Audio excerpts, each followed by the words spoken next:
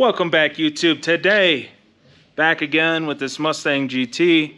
We have some subframe connectors. We got one in the front, one in the back. They're all from Whiteline Performance Suspension. And I'm going to show you the part numbers and how to put them in and all that stuff. So let's get to it. Here's the part number. Here's the part number.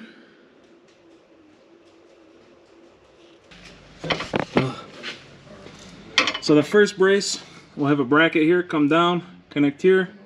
Then it connects to this control arm area on both sides.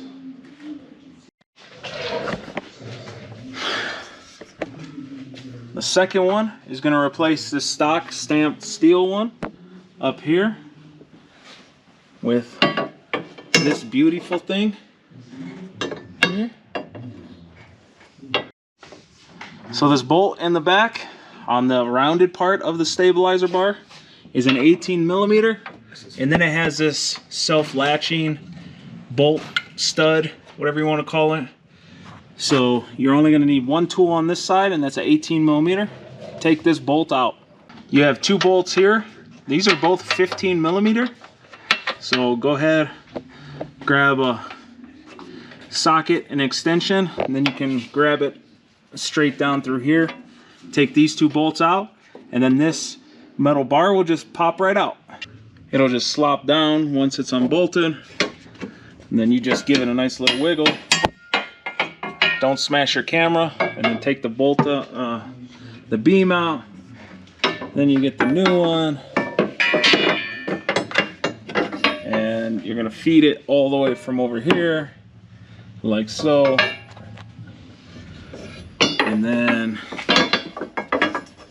feed it in here and get this bolt started, and then mess with the other side. Once this bolt's started, you're gonna fully tighten these bolts first on this side, because otherwise this wouldn't pivot if you tighten that all the way. So get these both put in. All right, you're gonna use a 15 millimeter deep socket. We're gonna take off the bracket on both sides of the sway bar, because we need to put the aftermarket bracket in between, sandwich it against the frame rail using the factory hardware. Once you have the bolts out, you easily slide the sway bar. You slide this new bracket in, and then put the sway bar back on. Now you're going to use the factory nuts, tighten this all back down. You're going to do this on both sides, here and there. And once you have that tightened down, we can move on. This one here, it's just going to be a bolt, lock washer, flat washer. Put it in together here. This one, it's going to be a bolt, lock washer, flat washer up here, nut up here.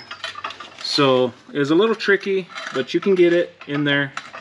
It's even actually hard for me to try to record in there for you. But what you're going to do is use an open end box wrench here just to hold it, and then an 18 millimeter socket here to torque it down.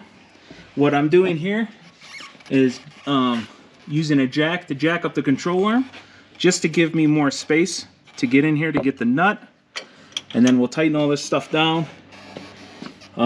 So first I'm going to tighten these two front ones down, and then I'll get and tighten these two back ones down.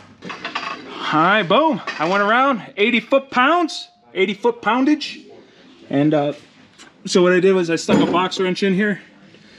After jacking this up, box wrench fit in here, the round end, pushed it down, tightened it from here, and then popped out the ratchet, or not the ratchet, but the wrench after I was done.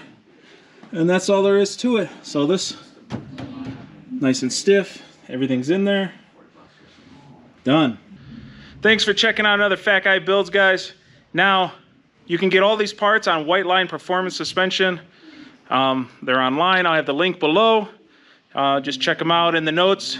Just say, put my channel name or something, just to show that you guys are actually buying stuff from the channel.